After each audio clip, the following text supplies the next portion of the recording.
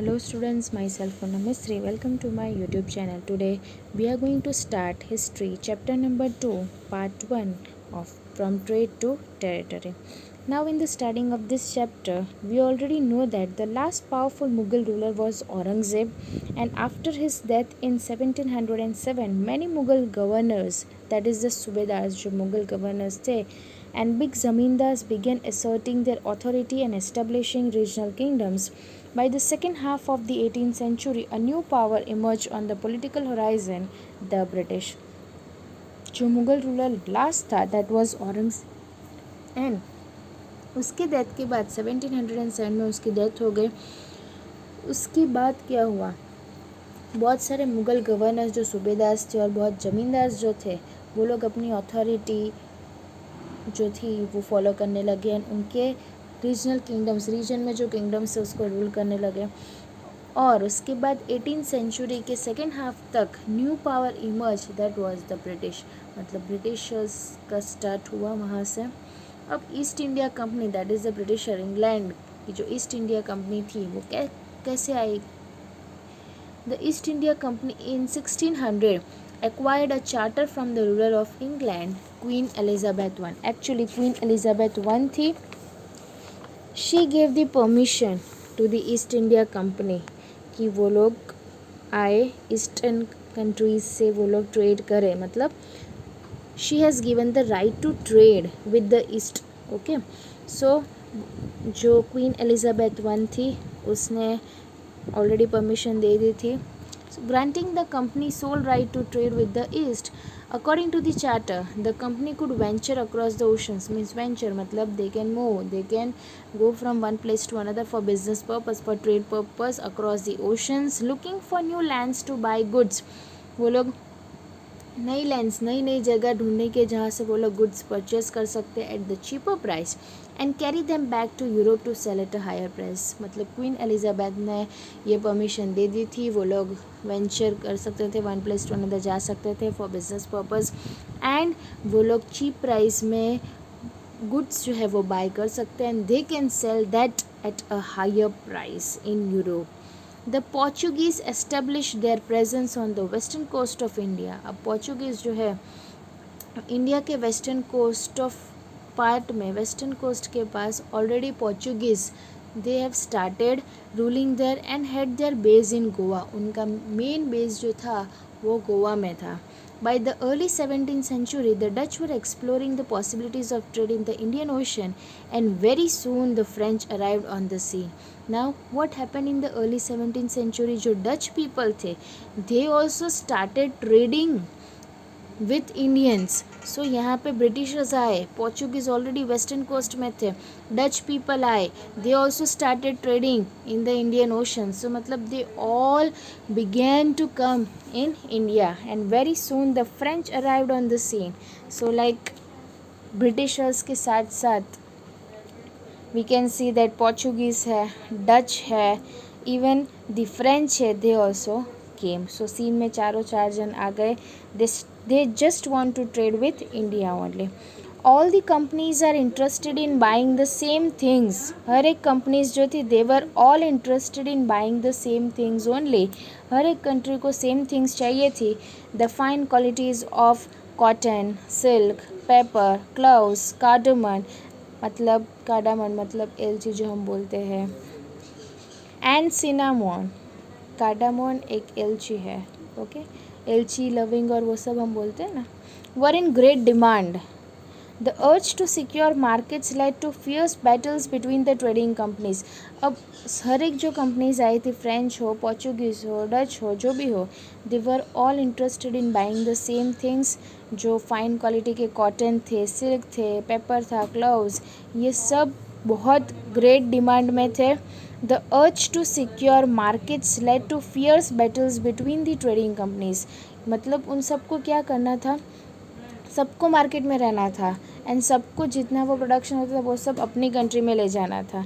सो ये trading companies के बीच में एकदम बहुत ज़्यादा कंपटीशन जो थी वो बढ़ गई थी and due to that battles arose there. trade was carried on with arms and trading posts were protected through fortification. Why trade was carried with arms and ammunitions क्यों थे? Because अगर डच ले जा रहा है तो फ्रेंच को अगर पता चला तो ही कैन अटैक. ओके, सो वो लोग ट्रेड भी अगर होता था, एक जन लेकर जा रहा होता है तो उसके पास आर्म्स एंड अम्यूनिशंस होते ही थे. और जो ट्रेडिंग पोस्ट थे जहाँ से इंपोर्ट एक्सपोर्ट जो मेन पॉइंट होगा, पोर्ट होगा, तो वहाँ पे फोर्टिफिकेशन ऑलरेडी किया था. They were all protected properly so that कुछ प्रॉब्लम ना हो उनको. Now East India Company begins trade in Bengal. अब चारों चार तो थे ही अब, लेकिन उसमें से सबसे जो स्ट्रॉन्ग हम बोल सकते हैं that was east India company. Now in 1651 what happened? The first English factory was set up. It was the base from which the company's trader known as factors operated. अब फर्स्ट इंग्लिश फैक्ट्री जो थी वो setup हो गई थी 1651 में, and वो base थी जिससे वो जो कंपनी के ट्रेडर्स थे जिसको फैक्टर्स बोलते हैं वो लोग ऑपरेट करते थे. In the warehouse of the factory goods for export were stored. और फैक्ट्री के जो वेयर हाउस मतलब क्या होता है? गोडाउन. वहाँ पे जो एक्सपोर्ट के लिए गुड्स जो होते हैं, गुड्स जो भेजने हैं, वो सब वो लोग स्टोर करके रखते हैं. Company by 1696 built a fort around the settlement. 1696 तक कंपनी ने क्या किया? एक फोर्ट भी बना दिया था. पहले के टाइम में फोर्ट बनाते थे just to protect themselves from the attackers. The company और फोर्ट में फिर वो लोग रहने लगे थे. The company continuously tried to press for more concessions and manipulate existing privilege. Company ने क्या किया? They just try to press for more concessions. उनको ज़्यादा से ज़्यादा कंसेशन मिले तो अच्छा है. वाई? सो दैट अगर वो लोग चीप प्राइस में यहाँ से ले जाए तो वहाँ पे उनकी कंट्री में हायर प्राइस में वो लोग सेल कर सकते हैं. और हायर प्राइस में सेल करेंगे means they are going to earn a huge profit from that, right. And manipulate existing privileges. और वो लोग जो प्रिविलेजेस जो फैसिलिटीज़ मिल रही है उसको मैनिपुलेट कर सकते थे. So that was happening there. How trade led to battles. अब ट्रेड के वजह से बैटल कैसे होने लगा? अब द ईस्ट इंडिया कंपनी, जैसा भी हमने देखा लास्ट स्लाइड में कि जो ट्रेड ईस्ट इंडिया कंपनी थे उन्होंने बंगाल में ट्रेड करना स्टार्ट कर दिया. फर्स्ट फैक्ट्री हुआ सेटअप देयर. अब जब वो लोग बंगाल में उन्होंने ट्रेड करना स्टार्ट किया, वहाँ पे वो लोग धीरे धीरे सेटल होने लगे. एक्चुअली ये जो ईस्ट इंडिया कंपनी थी, मतलब जो ब्रिटिशर्स थे, they wanted to rule there. और बंगाल में तो ऑलरेडी नवाब्स थे, पहले से किंग रूल करते थे. So nawab of Bengal they were intensified, they were very tense कि now what will happen. Already East India Company enter. Then जो बंगाल के नवाब्स थे they refuse to grant the company concessions. उन्होंने कंपनी को कंसेशन देना ग्रांट नहीं किया. Now they demanded large tributes for the company's right to trade. कि ऐसे थोड़ी पॉसिबल कि यहाँ पे हम ऑलरेडी ट्रेड कर रहे हैं तो कंपनी कैसे एंटर हो सकती है. Denied it any right to mint coins. कि वो लोग कॉइन भी मिंट नहीं कर सकते, कॉइन भी वो बना नहीं सकेंगे. And stopped it from extending its fortification. और जो कंपनी बंगाल में आकर फोर्टिफिकेशन फोर्ट्स बना रही है, खुद को फोर्टिफाई कर रही है प्रोटेक्ट रहने के लिए, तो ये सब हम उनको परमिशन नहीं देंगे. That is not at all possible that they will do because we are already ruling here. They also claim that the company was depriving the Bengal government. उन्होंने ये भी कंप्लेन ऐसा की कि जो कंपनी आ गई है वो तो बंगाल की गवर्नमेंट को रूल करना चाहती है. Of huge amounts of revenue and undermining the authority of nawab. और ऑलरेडी जो नवाब की अथॉरिटी है उसके पास जो पावर है वो ब्लेम कर रहे हैं और वो पावर्स उनसे छीन रहे हैं. तो that is not true. The conflicts led to confrontations and finally culminated in the famous battle of Plassey. ये कॉन्फ्लिक्ट जो है वो बहुत इश्यूज़ क्रिएट करने लगी and finally it created a war that will be a battle of Plassey. मतलब trade एक battle में ले गए और वो बैटल था battle of Plassey. Understood this thing.